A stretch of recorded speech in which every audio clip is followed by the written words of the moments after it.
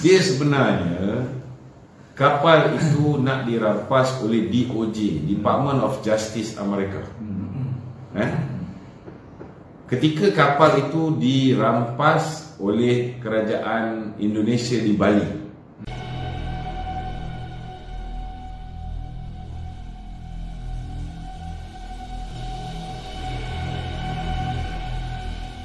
pada ketika itu Jolo melalui peguamnya mengeluarkan kenyataan mengatakan bahawa dah 2 tahun dia tunggu perbicaraan kes saman sibil ke atas Jolo, Khadim Al-Qubaisi dan Muhammad Al-Badawi, tapi tak dimula-mula. Jolo tanya bila nak mula dibicarakan. Malah pada bulan Mac sepatutnya kes saman DOJ ni berlangsung. Bukan Jolo yang minta tangguh. Bulan Mac 2018 DOJ minta tangguh 6 bulan. Sebab apa? Sebab dia tahu kalau selepas 6 bulan pilihan raya di Malaysia sudah berlaku, jadi apa juga keputusan DOJ dah tak guna. Kalau misalnya DOJ mendapati Najib tidak mencuri duit ONMDB, tak ada kena-mena dengan Najib ni, hanya DOJ saja, maka boleh tak kita betulkan keputusan pilihan raya? Dah tak boleh, dah terlambat. Mahathir dah jadi Perdana Menteri. Benda ni betul-betul berlaku. Aku sebelum pilihan raya aku dah cakap, dalam ceramah-ceramah kita ketika jelajah memahami dasar ekonomi negara, aku dah cakap lah. Boleh tak kita ubah keputusan? Tak boleh. Kalau tak percaya boleh buka YouTube, Google balik, jelajah memahami dasar ekonomi negara. Banyak tempat aku cakap benda ni. Masa saya kerja di Kementerian Kewangan sebagai pengarah komunikasi, kita dah cakap. Tapi masa tu orang tak dengar. Selepas pilihan raya, kita tengok tak ada apa juga yang berlaku. Tahu-tahu kapal tu sepatutnya diserahkan kepada DOJ, tiba-tiba diserahkan kepada kerajaan Malaysia. Kerajaan Malaysia pula beria-ria kata kita tak boleh simpan lama kapal ni, kita kena jual. Kerana kalau kita simpan, kos maintenance kapal ni menelan belanja 2.1 juta sebulan. Lepas tu tiba-tiba pula kapal ni dibawa bersia-sia sampai ke Langkawi. Bila ditanya Perdana Menteri Tun Dr. Mahathir, macam mana kapal ni boleh berada di Langkawi, dia kata bahawa kapal ini memang perlu dibawa bersia-sia kerana nak mengelakkan tertib hinggap di badan kapal. Saya pun tak boleh nak cakap apalah kan. Takkanlah rakyat Malaysia ni bodoh sangat. Berapa banyak dah JPJ sita kereta, motor, custom sita apa semua. Kadang-kadang tengok rupa kereta pun kadang-kadang tayar pun dah tak ada. Betul. Kadang-kadang kereta-kereta yang last kali dia orang jual ni, dia punya radio pun dah hilang. Betul tak?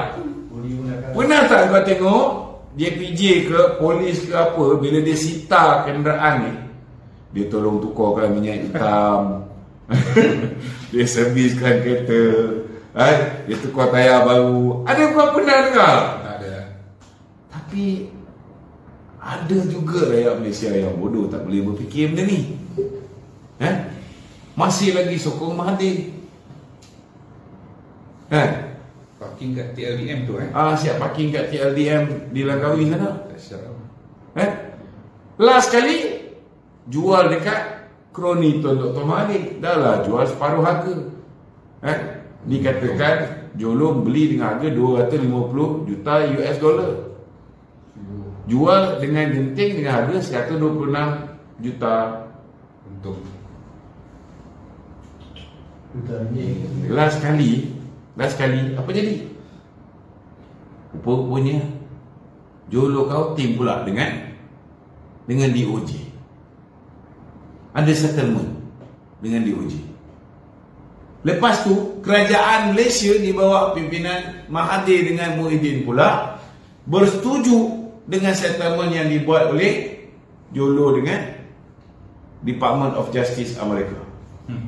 Malah bersetuju nak pulangkan balik pasport Jolo dan nak pulangkan nak tarik nama Jolo daripada senarai alert Interpol. Nasib baiklah Azam Baki dan Azam Baki SPRF membantah cadangan tersebut. Kalau tidak, Jolo dah dapat. Walaupun tak dapat pasport pun, Jolo masih boleh enjoy, boleh pergi Disneyland.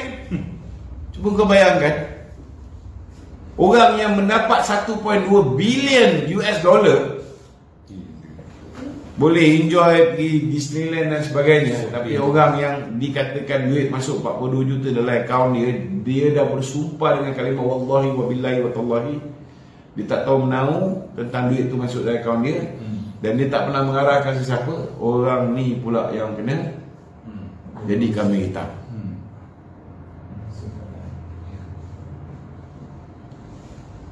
Inilah dia law of the jungle. Itu sebabnya orang Melayu khususnya dan semua rakyat Malaysia, mereka kena bijak.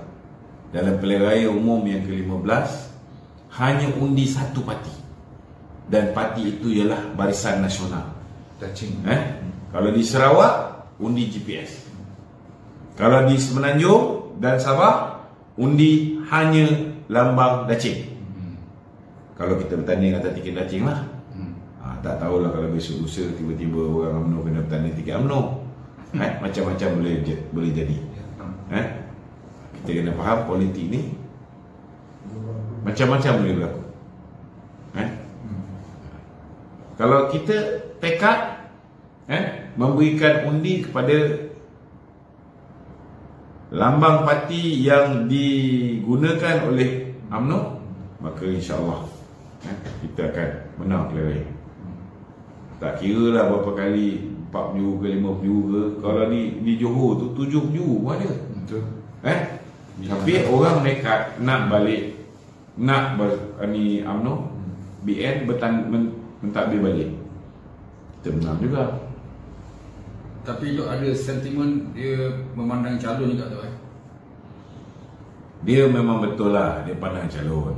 Tetapi satu benda lah yang saya begitu yakin, Presiden UMNO dah tunjukkan iltizam dia untuk meletakkan yang terbaik, calon daripada latar belakang yang bersih, calon yang ada integriti, calon daripada background agama, background undang-undang, doktor, ada geng artis, macam-macam profesional yang ada kemampuan untuk mentadbir negeri Melaka dan Johor. Dan ini dah terbukti. Dan selepas kemenangan Johor dengan Melaka, kita tengok foreign direct investment yang masuk ke Melaka, masuk ke Johor tinggi, luar biasa. Johor kembali menjadi negeri yang mempunyai foreign direct investment yang paling tinggi, walaupun sebelum tu dah jatuh sampai tempat keempat. Empat rasanya. Tunjuklah bukti kalau ada kena. So, boleh. tak ada, ni ada orang dia ada minta pandangan itu. Pandangan. Dia kata dia ni pandangan depan ke belakang ke tepi. Dia kata dia di luar bandar tu kan. Luar bandar. Dia kata dia ni UMNO, keluarga dia UMNO pada zaman Atuk itu. Tetapi masyarakat ni tu, masyarakat dia sangat baik dengan dia. Orang PAS itu. Dia kata saya nak bagi macam mana ni dia. Dia macam ni. Kita memang tahu kawan-kawan PAS dekat kaum B ni banyak nak bersama dengan kita. Tetapi kepimpinan PAS nak bersama dengan bersatu. Buat masa ni kita bagi penjelasan mudah saja. Kalau kita nak bekerjasama, kena pilihlah satu. Mana boleh pilih dua. Betul. Kalau misalnya kita dengan bersatu duduk di dalam satu perikatan ataupun satu coalition, satu parti besar, senang. Tapi masalahnya kita dengan Bersatu tidak duduk di dalam satu pakatan yang sama. Maknanya akan ada kawasan yang UMNO akan bertanding, Bersatu juga akan bertanding.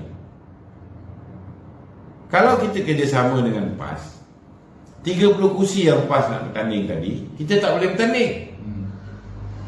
Tapi berbaloi tak kalau kita serahkan kursi kita pada PAS di 30 kawasan ni? Tak berbaloi. Sebab kursi-kursi ni bila kita bagi pada PAS, Bersatu confirm tak lawan PAS. Kita pun tak lawan PAS. Jadi yang untuk PAS. Tapi di kursi yang UMNO bertanding, hampir pasti Bersatu juga akan bertanding. Apa jaminan akan umbi PAS hanya akan bagi pada UMNO? Tak ada. Tak ada jaminan. Ada tak jaminan akan umbi PAS akan bagi hanya pada Bersatu? Tak ada juga. Tapi kalau PAS kekal di dalam Perikatan Nasional, bukan ada rasmi kerjasama dengan UMNO, hampir pasti akan umbi PAS juga akan memberikan undi kepada Bersatu. Jadi mana boleh kita bekerjasama dengan PAS dalam keadaan begitu?